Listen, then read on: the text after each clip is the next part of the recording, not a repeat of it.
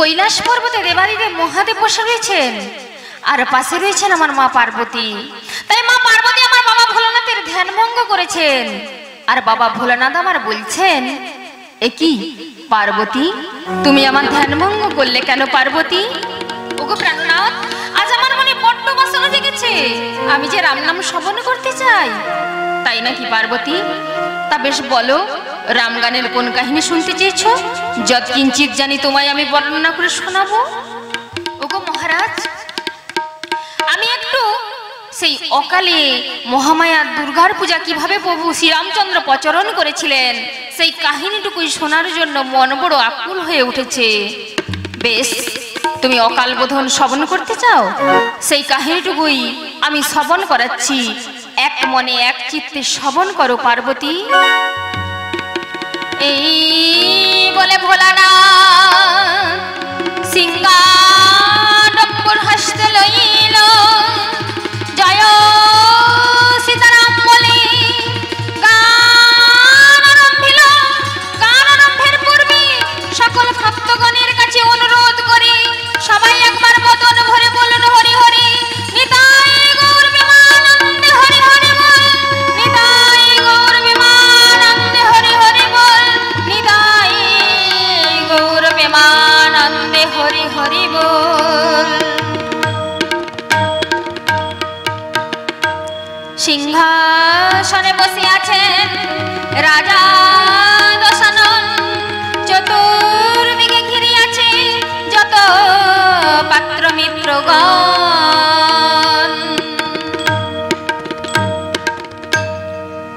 সিংহাসনে রাজা দশানন বসে রয়েছেন। এমন সময় ওই সুবিজ্ঞ মন্ত্রী সারণের দিকে যেয়ে বলছেন, শোনো শোনো সুবিজ্ঞ মন্ত্রী সারণ, লোকে কোনো কার্য আরম্ভ করতে গেলে না শুভ দিন, শুভ লগ্ন, শুভক্ষণ দেখে যুদ্ধ আরম্ভ করে, কোন কাজ আরম্ভ করে। কিন্তু আমি এমন এই অশুভক্ষণে কাল যুদ্ধ আরম্ভ করেছিলাম, যার বলে লঙ্কার সমস্ত বীরগণ একে একে রণসজ্জা নিল। যে নরবানর রাক্ষসের ভোগ্য বস্তু, তারা কিনা একে একে জয় করছে আমার স্বর্ণ লঙ্কা।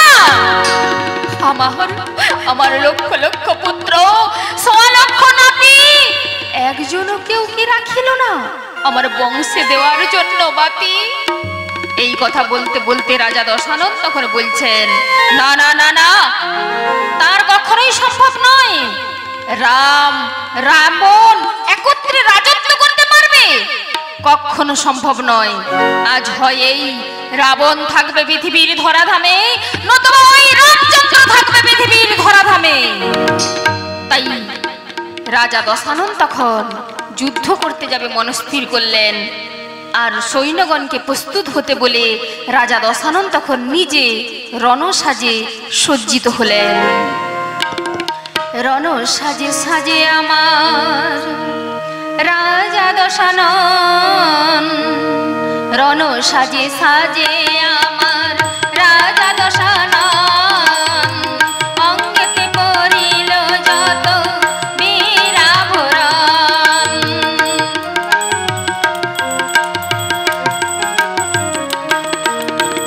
বীরাভরণ পরি সংগ্রামে চলিল, বীরাভরণ পরি সংগ্রামে চলিল, মন্দোদরী রানীর কথা মনেতে পড়িল, মন্দোদরী রানীর কথা মনেতে পড়িল।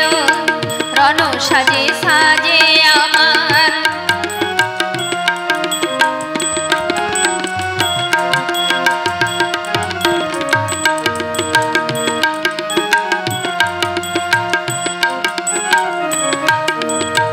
বীরাভরণ পরি সংগ্রামে চলিল, বীরাভরণ পরি সংগ্রামে চলিল, মন্দোদরী রানীর কথা মনেতে পড়িল, মন্দোদরী রানীর কথা মনেতে পড়িল।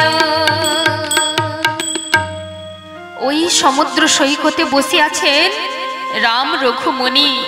আমি তাকে বিনাশ করতে চলেছি, কিন্তু ওই রামচন্দ্রকে বিনাশ না করে যদি রাম আমায় বিনাশ করে, তাহলে যে আমার প্রিয়তমা পত্নী মন্দোদরীর সঙ্গে সাক্ষাৎ হবে না। হয়তো আমার জীবনের শেষ দিন হয়ে এসেছে। আমি যদি ওই বাবু শ্রী রামচন্দ্রের সঙ্গে যুদ্ধে যে জীবন হারাই, তাহলে যে আমার প্রিয়তমা পত্নী মন্দোদরীর সঙ্গে সাক্ষাৎ হবে না। হয়তো আমার জীবনের শেষ দিন। তাই রাজা দশরথ তখন বললেন, সৈন্যগণ তোমরা এখানে ক্ষণেক অপেক্ষা করো, আমি আমার পত্নী মন্দোদরীর সঙ্গে সাক্ষাৎ করে আসি। এই বলে রাজা দশরথ তখন সেই মা মন্দোদরীর নিকট সাক্ষাৎ করতে চলেছেন। আর এদিকে আমার মা মন্দোদরী তখন বসে বসে ভগবানের চরণে নিজেকে আত্মসমর্পণ করে বলছেন, ওগো ভগবান, ওগো অন্তর্যামী নারায়ণ, ওগো দীনতার দয়াল, এই অভাগীকে কতদিনে দয়া করবে দয়াল হরি। এই বলতে বলতে প্রভু নারায়ণের নাম জপ করছেন আর গাইছেন আর বলছেন, কি বলছেন? নমো নারায়ণ, নমো নারায়ণ, নমো নারায়ণ, নমো নমো নমো নারায়ণ, নমো নারায়ণ, নমো নারায়ণ, নমো নমো।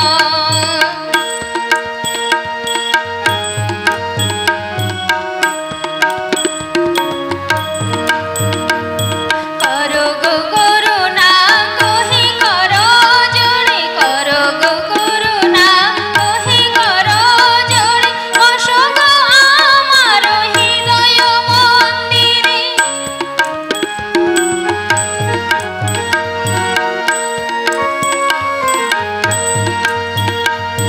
নবঘন শ্যাম মূরতি হেরি সব দুঃখ নাশ, নমো নারায়ণ, নমো নারায়ণ, নমো নারায়ণ, নমো নমো।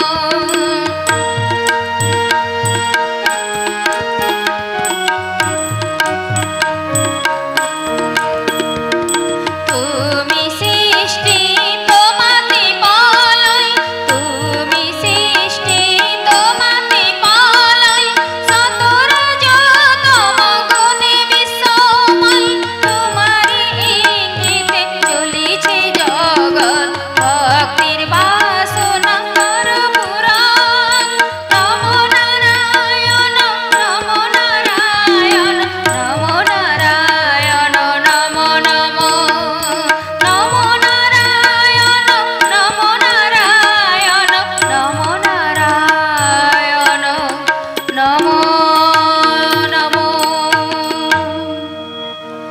প্রণাম করে মা মন্দোদরী তখন যখন মুখ উত্তোলন করলেন, দেখলেন স্বয়ং রাবণ এসে দাঁড়িয়ে রয়েছেন।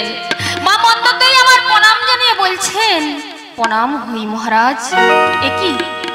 আচ্ছা মন্দোদরী, থাক থাক, তোমায় প্রণাম জানাতে হবে না। তুমি নির্জনে একাকী বসে বসে কি করছো মন্দোদরী? কেন প্রভু? আমি প্রভু নারায়ণের নাম জপ করছি। কিন্তু সবাই তো তা করে না। কি মহারাজ, যার দয়ায় আমরা সংসারের আলো বাতাস অবাধেই ভোগ করে আসছি, তার নাম সারাদিনে একটিবারও করব না? তাহলে আমাদের এই জগৎ সংসারে জন্ম নিয়ে লাভটা কি করলাম বলুন? তাই মহারাজ, এই ঋষিগণ কি বলেন জানেন? কি বলে মন্দোদরী? তাহলে আমি বলছি শুনুন। এই বলে মা মন্দোদরী তখন বলছেন, কি বলছেন জানেন? ডাক দে রে মন সেই দয়ালে, যার দয়া এলে, ডাক দে রে মন সেই দয়ালে, যার দয়া এলে।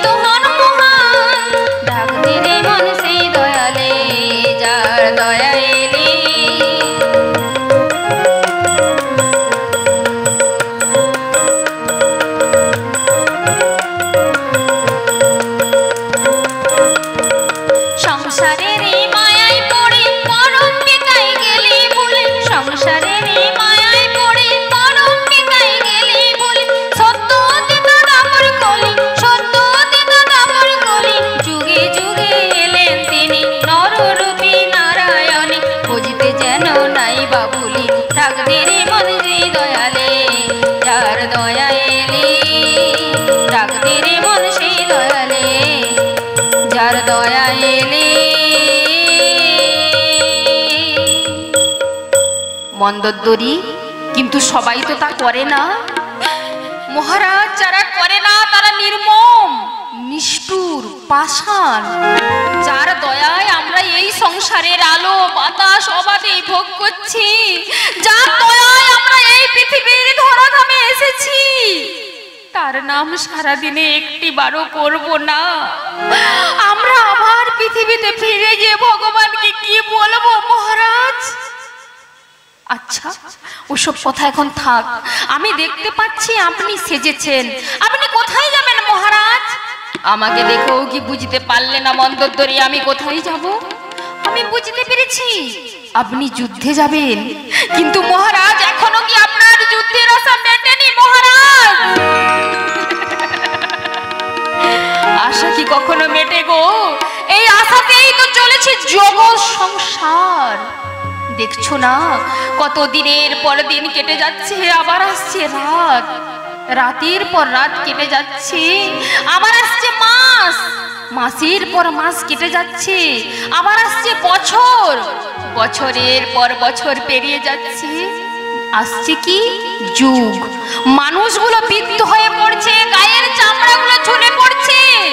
জ্যোষ্ঠী তার জীবনের একমাত্র সম্বল, সেই মানুষটাও আশা করে বাঁচতে। তাই আমিও আশা রাখি ওই শ্রীরামচন্দ্রকে বিনাশ করে লঙ্কায় আমি পুনরায় শান্তি ফিরিয়ে আনবই।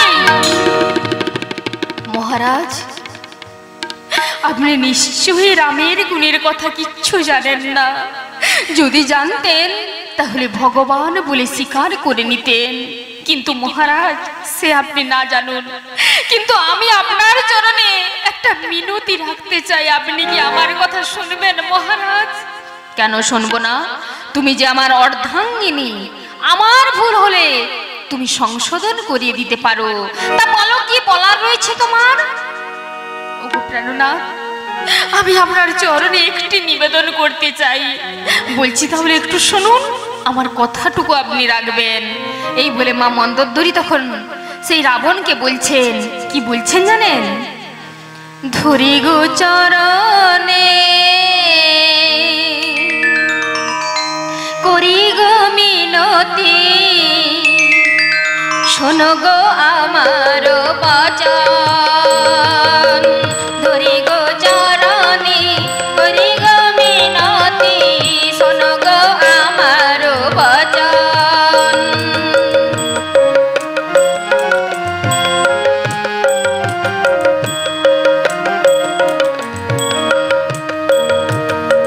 সীতারে লইয়া চলো মহারাজ, সীতারে লইয়া চলো মহারাজ,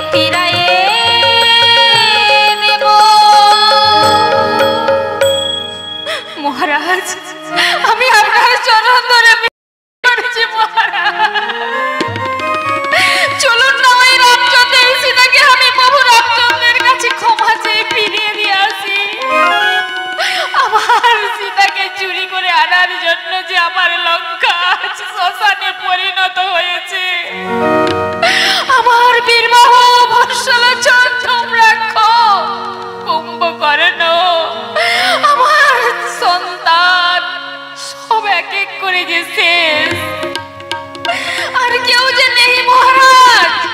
আজ আপনি আবার যুদ্ধে যাবেন, আবার পরাজিত হবেন, কিন্তু কি কি দরকার আপনি সীতাকে পেয়ে দিবে, চলুন না। ছি ছি মন্দোদরী ছি, ওই জগৎ শুদ্ধ তখন তাচ্ছিল্য করবে না, দেবতাগণ বলবে না হায় রাবণ, ত্রিভুবন জয় করে এসে একটা সামান্য মানবের কাছে নত স্বীকার করলো রাবণ। আমি তো আপনাকে মানবের কাছে নত স্বীকার করতে বলছি না মহারাজ। শ্রীরামচন্দ্র মানব নয় তো কি? শ্রীরামচন্দ্র শুধু মানব নয়, সাধারণ মানুষ, নগণ্য মানুষ। তাই তার পিতা দশরথ তাকে রাজকার্য অযোগ্য বলে বনবাসে দিয়েছে।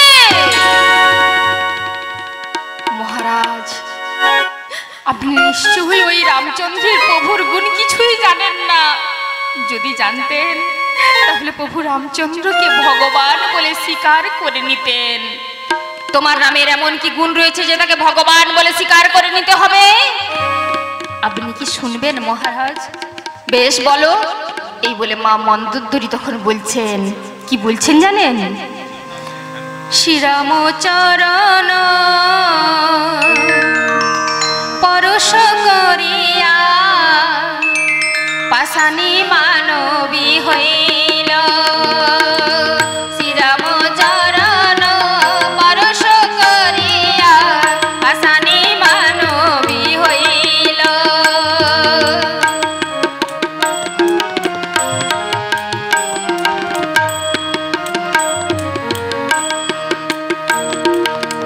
কাষ্টের তরণী চরণ পরশে, কাষ্টের তরণী চরণ পরশে সোনা যে হইয়া গেল,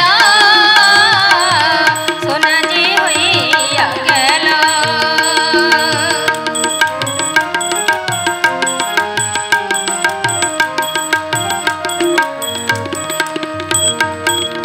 কাষ্টের তরণী চরণ পরশে, কাষ্টের তরণী চরণ পরশে সোনা যে হইয়া গেল, সোনা যে হইয়া গেল।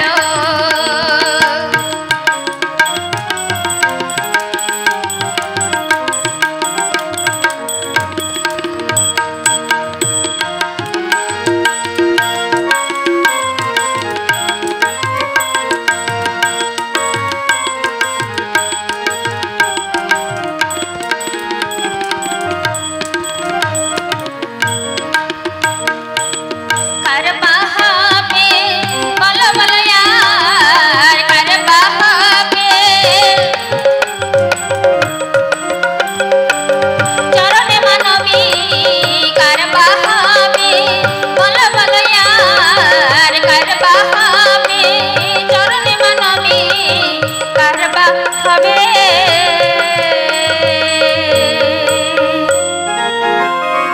মন্দোদরী, অতগুলো কথা একসঙ্গে জড়িয়ে জড়িয়ে বললে আমি বুঝবো কেমন করে? তুমি আমায় একটি একটি করে বুঝিয়ে বলো। বেশ মহারাজ, আপনি তাহলে শুনুন মহারাজ। আচ্ছা মহারাজ, আপনি নিশ্চয়ই শুনেছেন শ্রীরামের চরণ স্পর্শে পাষাণী যে মানবী হয়েছিল। হ্যাঁ শুনেছি। এ কি জানো, তোমরা যেই না শুনেছো সরল বিশ্বাসে মেনে নিয়েছো, কিন্তু বিচার করে দেখো তো এর মধ্যে আবার কি বিচার আছে মহারাজ? কেন বিচার নেই? সত্য যুগে দেবরাজ ইন্দ্র গৌতম পত্নী অহল্যার সতীত্ব হরণ করেছিল। সেই সময় সেই দেবরাজ ইন্দ্রকে অভিশাপ দিয়েছিলেন, তার সঙ্গে মা অহল্যাকেও অভিশাপ দিয়েছিলেন যে ত্রেতা যুগে রামচন্দ্র এসে পদার্পণ করলে মানবেতে পরিণত হবে। তাই মুনি বাক্য তো বিফলে যায় না। তাই গৌতম মুনির বাক্যের গুণে শ্রীরামচন্দ্র পদার্পণ করায় পাষাণ থেকে মানবী হয়েছিল। আর লোকে বলে কিনা রাম এসে পা ঠেকাতেই অগ্নি পাষাণ থেকে মানবী হয়েছে।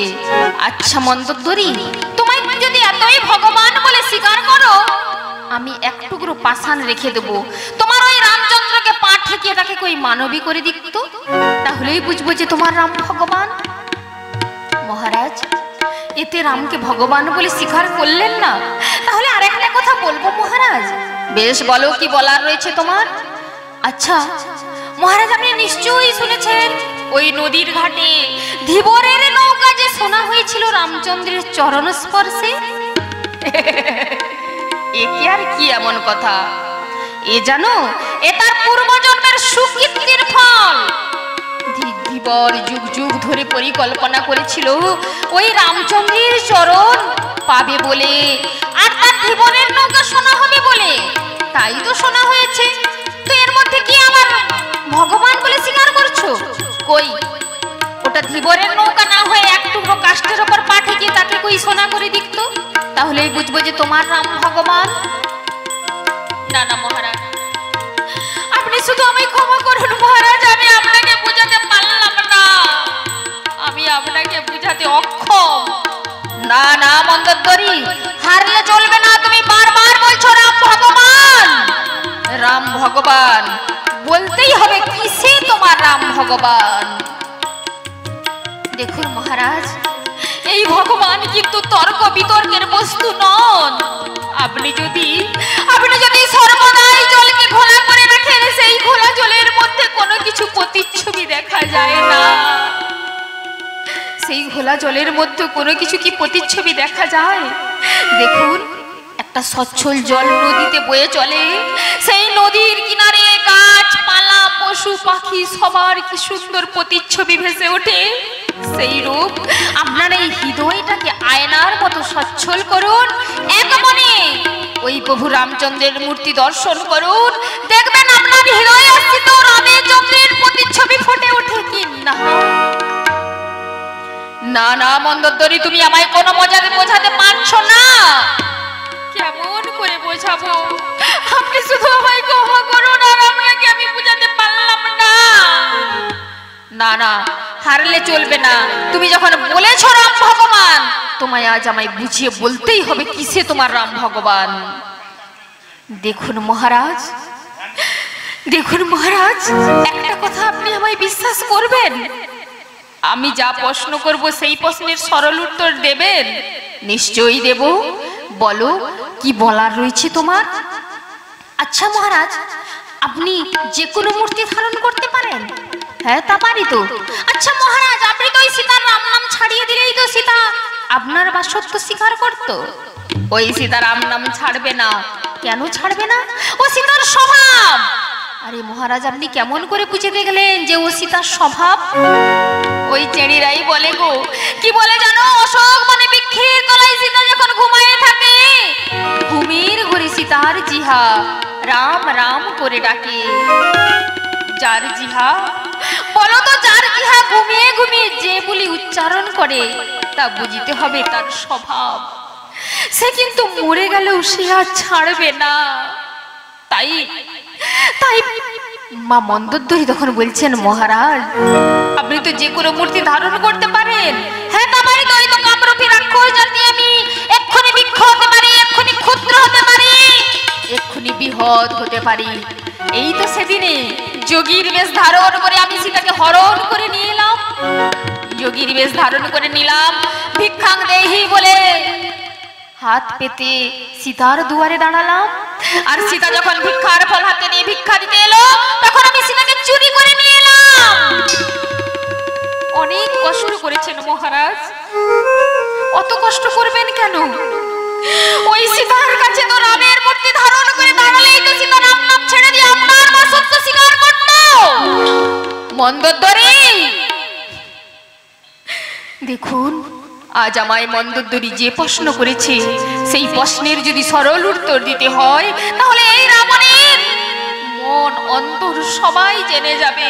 কিন্তু যাক, আজ আমার হয়তো জীবনের শেষ দিন, শেষ দিনে আমি আমার মন্দোদরীকে জানিয়ে যেতে চাই তার থেকে আমি কত বেশি বুঝি।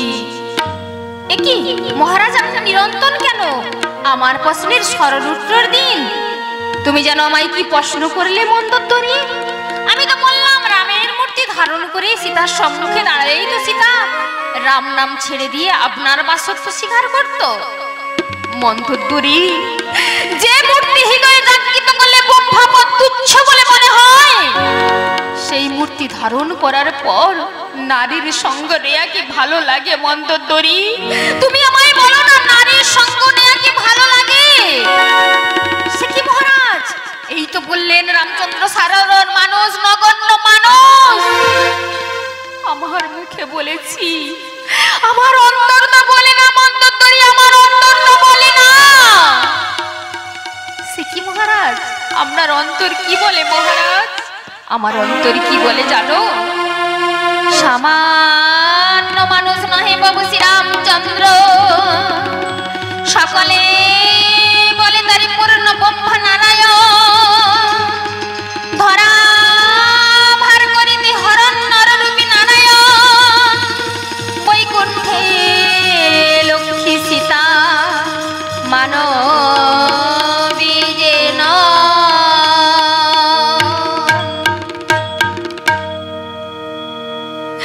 মহারাজ, আপনি তাহলে ওই রামচন্দ্রকে ভগবান বলে স্বীকার করেন?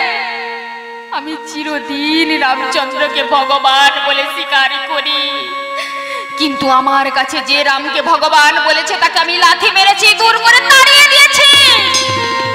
কিন্তু আমি নিজে জানি আমার প্রভু ওই রামচন্দ্র ভগবান। তাহলে রামচন্দ্রকে যদি ভগবান বলে স্বীকার করেন, তাহলে ওই সীতাকে মন্দোদরি, আমি যে সীতাকে লক্ষ্মী জ্ঞানে পুজো করি, সীতা যে বৈকুণ্ঠের লক্ষ্মী দেবী, সীতাকে যদি লক্ষ্মী জ্ঞানে পুজো করেন তাহলে চুরি করে কানলেন কেন? কেন মহারাজ, কেন সীতাকে চুরি করে এনে আমার লঙ্কাকে ধ্বংস করলেন? মন্দোদরি, তুমি বলছো লঙ্কা ধ্বংস হয়েছে, লঙ্কা উদ্ধার হচ্ছে। আমিও পারের তরি ভেবে সীতাকে এনেছি, যে যেভাবে দেখবে সে সেইভাবে ভাববে।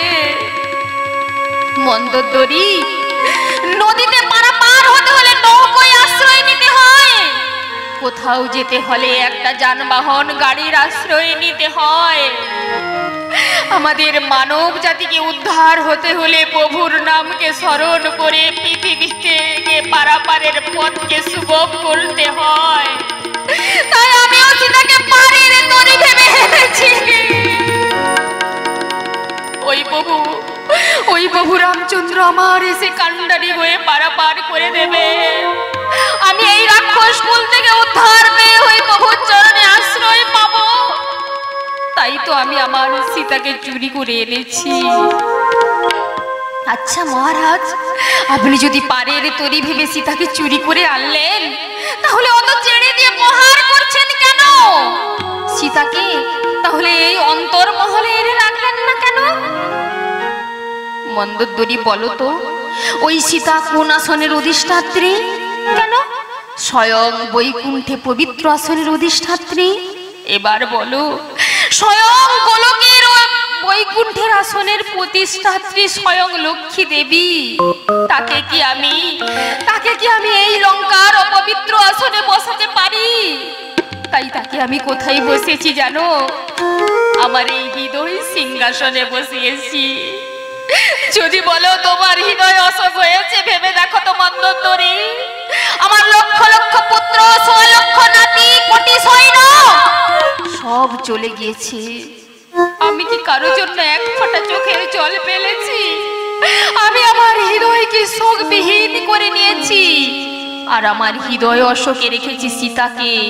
যে যেভাবে দেখবে সে সেইভাবে ভাববে, যে অন্তর দিয়ে দেখবে সে ভাববে আমি সীতাকে হৃদয় সিংহাসনে রেখেছি, আর যে বহির দৃষ্টিতে দেখবে সে ভাববে সীতাকে আমি অশোক বনে রেখেছি। এবার বলো মন্দোদরি, তুমি আর আমারে কিছু বলতে চাও? মহারাজ, একটি কথা বলবো মহারাজ, আপনি যদি পারের তরি ভেবে আনলেন, হৃদয় সিংহাসনে রাখলেন, এত চেড়ে দিয়ে প্রহার করছেন কেন? আমি যে ওই সীতার কান্না সহ্য করতে পারি না মহারাজ। আমি যে আমার সীতার কান্নায় আমার বুকটা আকুলি বিকুলি করে, আমি সহ্য করতে পারি না। আপনার আদেশে ওই চিড়িগঞ্জ যখন তাকে প্রহার করতে থাকে, সীতা যখন চোখের জলে অঝর হয়ে যে মুখ ভাসিয়ে দেয়, আমি একটা নারী হয়ে কি করে একজনের কান্না সহ্য করতে পারি বলুন না মহারাজ? মন্দোদরী, তুমি আমায় এ কথা বলছো, তুমি এ কথাও তোমায় আমায় বুঝিয়ে বলতে হবে। তুমি এখনো আমায় বুঝতে পারলে না মন্দোদরী?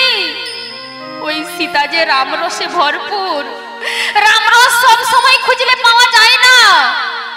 ইক্ষুতে রস আছে এ কথা সবাই জানে, ইক্ষুতে রস আছে সবাই জানে। ইক্ষু মানে কি মায়েরা জানেন? আখে রস আছে সবাই জানে, কিন্তু আখ থেকে তো এমনি এমনি রস বের হবে না। আখকে থেতো করে যখন পাক দেওয়া হয় তখন রস বের হয়। সেই ইক্ষু স্বরূপিনী সীতাও যে রামরসে ভরপুর, তাই রামরস তো আর সব সময় খুঁজলে পাওয়া যায় না। তাই রাজা দশরথ যখন ওই চেড়িদেরকে আদেশ করে, তখন ওই চেড়িরা যখন প্রহার করতে থাকে, সীতা তখন চোখের জলে অঝোর নয়নে মুখ ভাসিয়ে দেয় আর প্রভু রামচন্দ্রকে স্মরণ করে। তাই সেই জল যখন সেই আমার লঙ্কার উপর ঢেউ খেলে খেলে যায়, আমি তখন সেই জল আমার প্রাণ ভরে মন ভরে আমি অঞ্জলি ভরে পান করি। তুমি আর আমারে কিছু বোঝাবে? আমার থেকে কি তুমি বেশি বোঝো মন্দোদরী? আর আপনাকে আমি কিচ্ছু বোঝাতে পারলাম না। তাই এমন সময় রাজা দশানন তখন বলছেন আর গাইছেন, তুমি কি বোঝাবে বলো ওগো মন্দোদরী? জেনে শুনে আনিয়াছি রামের ঘরণে। তুমি কি বোঝাবে বলো ওগো মন্দোদরী? জেনে শুনে আনিয়াছি রামের ঘরণে।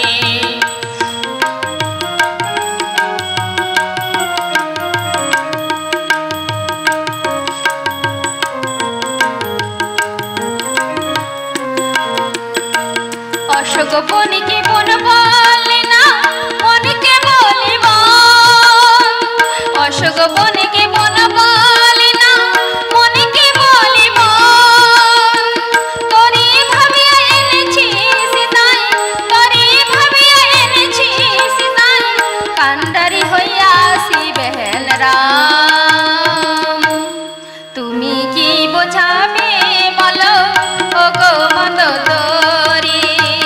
জেনে শুনে আনিয়াছি রামের ঘরণে। তুমি কি বোঝাবে বলো?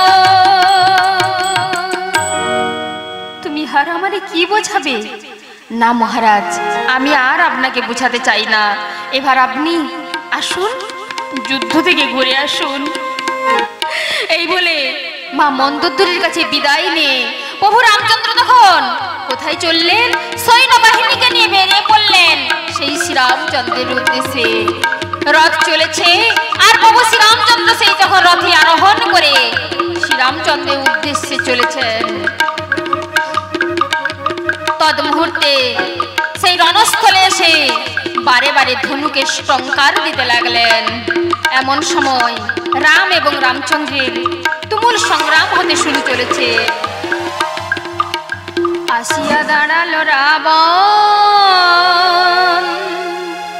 সমুদ্র সৈকতে ধুলাই ধূসর, চঞ্চল রাম লক্ষণ।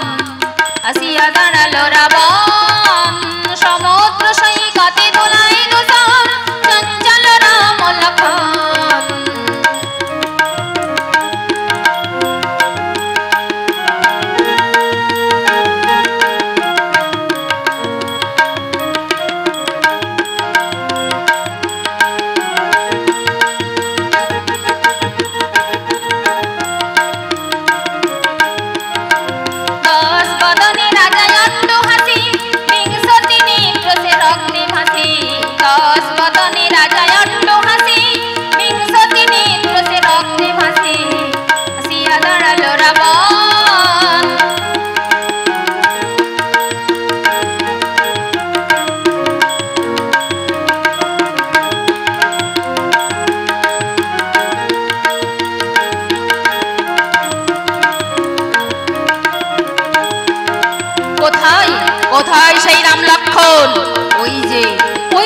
পাশাপাশি দাঁড়িয়ে দুজনে, আর আমার কুলাঙ্গার ভ্রাতা জ্ঞাতি শত্রু বিভীষণ সাথে দাঁড়িয়ে নর বানর যারা রাক্ষসের ভোগ্য বস্তু তারা জিতবে নন্দনগরী, কখনো সম্ভব নয়। চলুক চলুক সংগ্রাম। রাম রাবণে ওই বাঁধিল সমান, শুনতে দেবগণ কাঁপে ওই থরথর। রাম রাবণে ওই বাঁধিল সমান, শুনতে দেবগণ কাঁপে ওই থরথর। রক্ষ বানরে তোলে রণহংকার, রক্ষ বানরে তোলে রণহংকার। বিশ্ববনয়ে বুঝি হইবে এবার, আসিয়া দাঁড়ালো রাবণ সমুদ্র সৈকতে দোলায় তুষার। চঞ্চল রাম লক্ষণ, আসিয়া দাঁড়ালো রাবণ, আসিয়া দাঁড়ালো রাবণ। রাম এবং রামচন্দ্রের বাণে রামচন্দ্রের বাণে রাবণ জর্জরিত হয়ে মনে পাচ্ছে না এবার যুদ্ধে বিরত দিতে হবে। তাই যুদ্ধে বিরত দিয়ে বলছে না আমার জীবনের শেষ দিন, ভবপারে যাওয়ার সময় হয়েছে। একটিবার আমার বাবা ভোলানাথ আর মা পার্বতীকে আমায় দর্শন দেবেন না। আমি যে শীত গ্রীষ্ম বর্ষা প্রচন্ড শীতে আমি করেছি মায়ের ধ্যান বাবার পুজো, কিন্তু বাবা কি আমায় দর্শন দেবেন না? দেখি দেখি একটিবার আমি বাবা ভোলানাথকে স্মরণ করে দেখি আমার বাবা ভোলানাথ আমায় দেখা দেয় কিনা। এই বলে বাবা ভোলানাথ ভোলানাথ বলতে বলতে রাজা দশানন তখন বাবা ভোলানাথকে স্মরণ করছেন আর গাইছেন নমো শিবায় নমো শিবায় নমো শিবায় নমো নমো নমো শিবায় নমো শিবায় নমো শিবায় নমো নমো নমো শিবায় নমো শিবায় নমো শিবায় নমো নমো।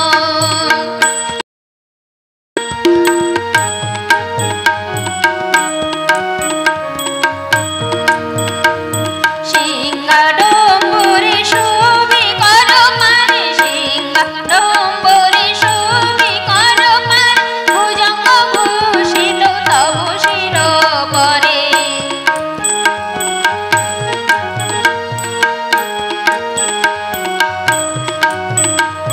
ব্যাঘ্র চর্ম পরিধানে মনের বাসনা কর পূরণ।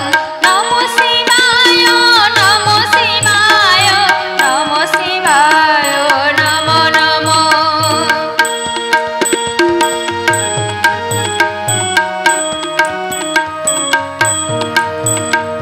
যে ডাকে তোমার কৃপা করো তারে, যে ডাকে তোমার কৃপা করো তারে, কৃপা করি মোরে হও সদয়। নমো শিবায় নমো শিবায় নমো শিবায় নমো নমো। নমো শিবায় নমো শিবায় নমো শিবায় নমো নমো।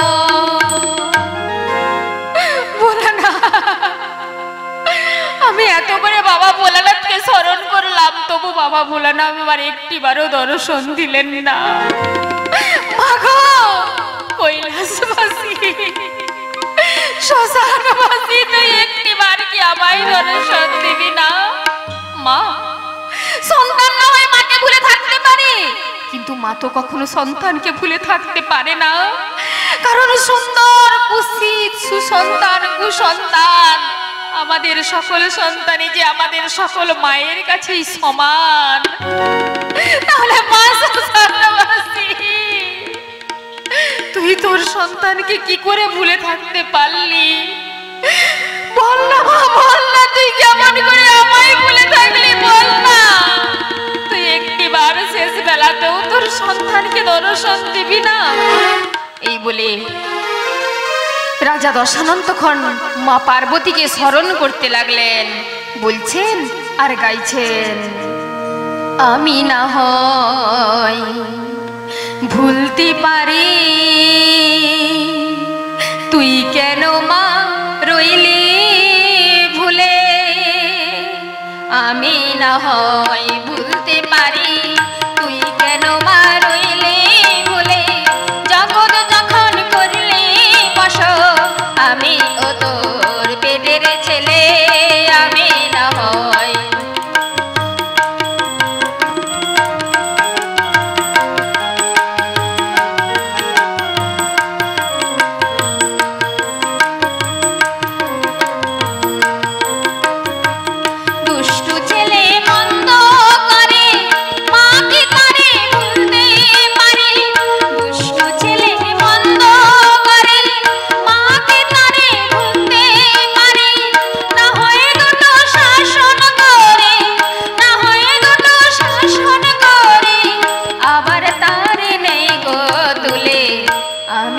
হয় ভুলতে পারি, তুই কেন মা রইলি ভুলে। জগৎ যখন করলি বশ, আমি ও তোর পেটের ছেলে।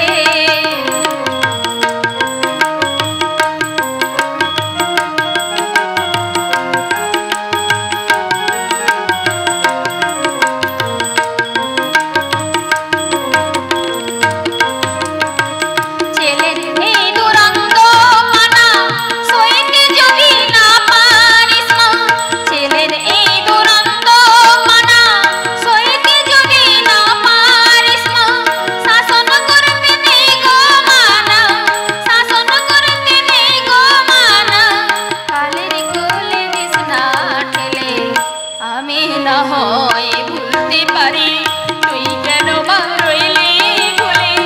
জগৎ যখন করলি বশ, আমি ও তোর পেটের ছেলে।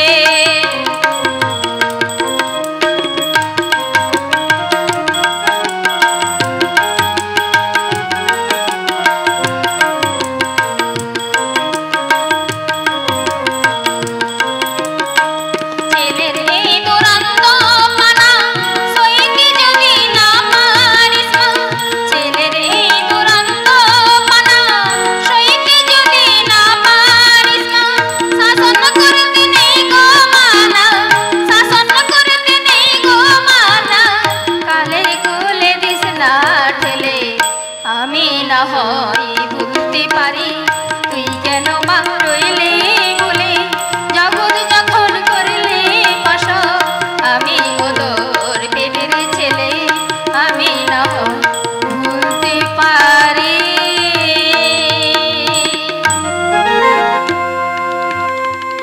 মাখো, আমি আর এছাড়া কি করে তোকে ডাকবো বল না। তোর সন্তানের আজ জীবনের শেষ দিনেও কি দর্শন দিবি না। এইভাবে রাজা দশানন তখন সেই মা পার্বতীকে স্মরণ করছেন। এইভাবে মাকে ডাকে রাজা দশানন, আত্ম হইল ভাগবতীর মন উচ্চাটন।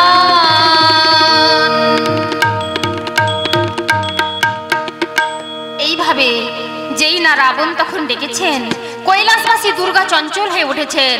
তাই তিনি ভাবছেন ভক্ত ডাকে আমায় তো যেতে হবে, কিন্তু জানতে পারলেন যে সন্তান তো আমাকে একাকে ডাকছে না, ভোলানাথকেও ডেকেছে, দেখি ভোলানাথ যায় কিনা। এই বলে মা পার্বতী আমার সেই বাবা ভোলানাথের উদ্দেশ্যে গমন করেছেন।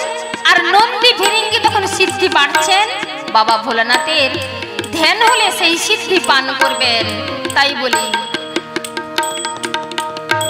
ভাঙের নেশায় ঢুলু ঢুলু সিদ্ধি বাটে নন্দী আজ। ভাঙের নেশায় ঢুলু ঢুলু সিদ্ধি বাটে নন্দী আজ। ভাঙের নেশায় ঢুলু ঢুলু সিদ্ধি বাটে নন্দী আজ। আপন মনে প্রশ্ন করে আপনি তার দেয় জবাব। আপন মনে প্রশ্ন করে আপনি তার দেয় জবাব। ভাঙের নেশায় ঢোলো ঢোলো সিদ্ধি বাটে নন্দী আজ।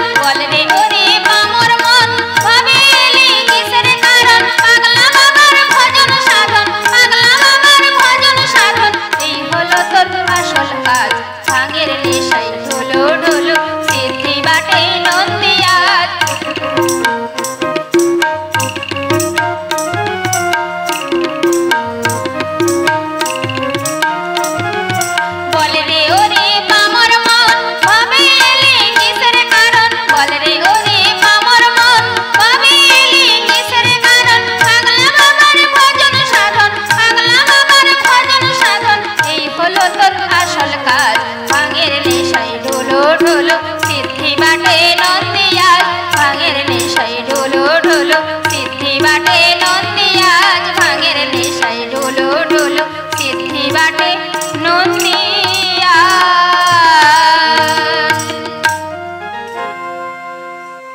প্রাণনাথ, একই পার্বতী, তোমায় এত চঞ্চল দেখাচ্ছে কেন পার্বতী?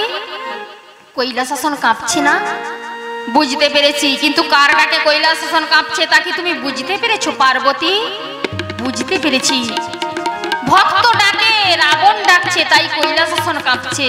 বুঝতে যখন পেরেছো তখন যেতে চাইছো কেন? কি প্রাণনাথ, সন্তান ডাকছে, মা যাবে না? যেও না, গিয়ে কিছু লাভ হবে না।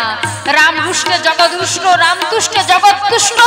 সুতরাং রাম কবল থেকে রাবণকে রক্ষা করতে তোমার মতো শত পার্বতী আর আমার মতো শত শিবকেও রক্ষা করতে পারবে না। তাই তোমায় বলছি তুমি যেও না। এ কি প্রাণনাথ, আমার নাম কি জানেন? আমার নাম যে বিপদ তারিণী। আমি যদি বিপদে গিয়ে বিপদ রক্ষা না করতে পারি তাহলে যে আমার বিপদ তারিণী নামে কলঙ্ক হয়ে যাবে। আর তুমি যদি বিপদে গিয়ে বিপদ রক্ষা না করতে পারো তোমার বিপদ তারিণী নামে কলঙ্ক হবে না কেন? আপনি আমি দুজনে গিয়েও কি বিপদ রক্ষা করতে পারবো না? আরে আমি তো বলছি আমি যাবই না, তোমায়ও বলছি যেও না। রাম রুষ্টে জগৎ রুষ্ট, রাম তুষ্টে জগৎ তুষ্ট। সুতরাং রাম কবলে রাবণকে রক্ষা করতে কেউ পারবে না। আচ্ছা প্রাণনাথ, রাবণ যে একজন ভক্ত, আপনি গুরু হয়েও ভক্তকে রক্ষা করতে চাইছেন না কেন? কেন ভক্তকে রক্ষা করতে চাইছি না? রাবণ আমার ধ্যান করেছিল, সেই ধ্যানে সন্তুষ্ট হয়ে বলেছিলাম বেটা কি চাস? বলেছিল আমি বিশ্বজয়ী হব। আমি তথাস্তু বলে আশীর্বাদ করেছিলাম। সেই আশীর্বাদ মাথায় নিয়ে ধরাকে সরা জ্ঞান না করে আমার গুরুপত্নী সীতাকে হরণ করে নিল। আবার হরণ করলই তো করলো, যে বেশি আমি শ্মশানে রাম গুণগান করে বেড়াই, অর্থাৎ যোগীর বেশে সীতাকে হরণ করে নিয়ে গেল। আমার যোগী নামটাকেই কলঙ্ক রোপণ করে দিল। তাই আমি কোনো মতেই রাবণকে রক্ষা করতে পারবো না, আর রাবণকে রক্ষা করার মতো ইচ্ছেও আমার নেই। মহারাজ চলুন না, একটি বারের মতো রাবণকে কি ক্ষমা করা যায় না? একটি বারের মতন রাবণকে কি ভুল থেকে সংশোধন করানো যায় না? না, যায় না। রাবণ যা পাপ করেছে তার শাস্তি ওকে পেতেই হবে। তাই রাবণকে রক্ষা করতে আমি কোনো মতেই পারবো না। বেশ, আমার সন্তান আমাকে ডাকছে, আমায় যেতেই হবে। দেখি যক্ষ রক্ষ গন্ধব্য কিন্নর কেমন করে রাবণকে সাক্ষরকেও স্পর্শ করে। বাহ, বড় গর্ব করে বলে যাচ্ছ পার্বতী, রাবণকে তুমি রক্ষা করবে। আমিও দেখবো রাবণকে কেমন করে রাম কবল থেকে তুমি রক্ষা করো। যাও। এই বলে দেবী আমার সেই শস্ত্র ত্যাগ করে চলে গেলেন। কোথায় না যেখানে রয়েছে রাবণ রাজা লঙ্কেশ্বর। তাই সেখানে গিয়ে বলছেন রাবণ, রাবণ কি শ্মশানবাসী আনন্দময়ী এসেছিস মা? এতদিনে সন্তানে মাগো পড়েছে বনে। সত্যি তোর রূপ হেরে আজ আমি বড়ই মুগ্ধ মা। মাগো দেখ দেখ দেখ, আজ তুই যখন এসেছিস আর তোকে এই লঙ্কা ছেড়ে যেতে ইচ্ছে করবে না মা। কারণ দেখ, এপাশে বীরবাহু নেই, ভস্মলোচন নাই, ধূম্রাক্ষ নাই, কুম্ভকর্ণ নাই, আমার ইন্দ্রজিৎ নাই, ছোট্ট বালক তরুণী পর্যন্ত নেই। শুধু এই হতভাগ্য রাবণটুকু পড়ে রয়েছে, আর কেউ বীর নেই। দেখ দেখ দেখ, আজ শ্মশান, কেউ আর তোকে বিরক্ত করবে না মা। তুই শ্মশানে থাকতে ভালোবাসিস তো, তাই তো শ্মশান করে তারপর এসেছিস। একবার আনন্দ করে নাচ দেখি মা, তোর নৃত্য দেখে না হয় আমি জীবনটুকু শেষ নিঃশ্বাস ত্যাগ করব। ও কথা বলছিস কেন রাবণ? কেন কেন বলবো না? এখন চল দেখি, ওসব কথা থাক, এখন চল। কোথায় যাব? কেন? ওই রামচন্দ্রের সঙ্গে যুদ্ধ করতে। ওহো, তোরও সাধ জেগেছে মনে যে তোর সন্তান বেশি দিন রয়ে গেছে এই পৃথিবীতে, আর লাগবি না। তাই ওই রামচন্দ্রের হাতে কেন বলি দেবী? তোর তো হাতে খড়গ রয়েছে, দে না ওই খড়গে আমায় বলি। কেন বলছিস রাবণ? আরে কেন বলবো না? তুই এখন যুদ্ধে যেতে বলছিস, আমার সারা দেহটা দেখছিস না? আমার সারা শরীরের মধ্যে কত ক্ষত বিক্ষত শরীর নিয়ে আমি পড়ে রয়েছি, আর এখন তুই বলছিস যুদ্ধে যেতে? ও, কালকে যুদ্ধে নিশ্চয়ই গিয়েছিলিস, পরাজিত হয়েছিস। তো যুদ্ধে পরাজয় জয় সবসময় আছে। তো কালকে পরাজিত হয়েছিস, আজকে নিশ্চয়ই জয়ী হবি। কিন্তু কেমন করে? কেন? আমি তোর রথে বসবো, তুই আমার কোলে বসবি, দিয়ে জগৎ পিতা রামচন্দ্রের সঙ্গে যুদ্ধ করতে যাবি। হে জগৎবাসী, তোমরা একবার সবাই ভালো করে দেখো, এই রাবণ কত বড় ভাগ্যবান। মা, তুই এই কথা কি শোনালি? আমি তোর রথে বসবো, তুই আমার কোলে বসবি। তুই আমার রথে বসবি, আমি তোর কোলে বসে জগৎ পিতা রামচন্দ্রের সঙ্গে যুদ্ধ করতে যাব। আমার কি কম সৌভাগ্য। চল দেখি এবার বাবা হারে না মা হারে, মা হারে না বাবা হারে। তোমরা বলো, সবাই নাকি রাবণ নারী ধর্ষক, ঋষি কণ্টক, দেবতাদের অত্যাচারী, বৈরী, ভাগ্যহীন রাবণ।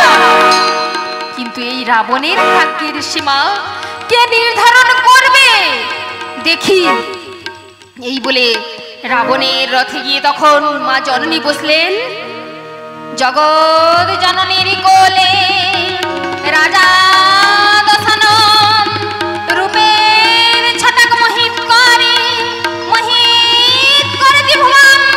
রণক্ষেত্রে গিয়ে উপস্থিত হইল রাম ও রাবণের মধ্যে তখন তুমুল সংগ্রাম শুরু হলো।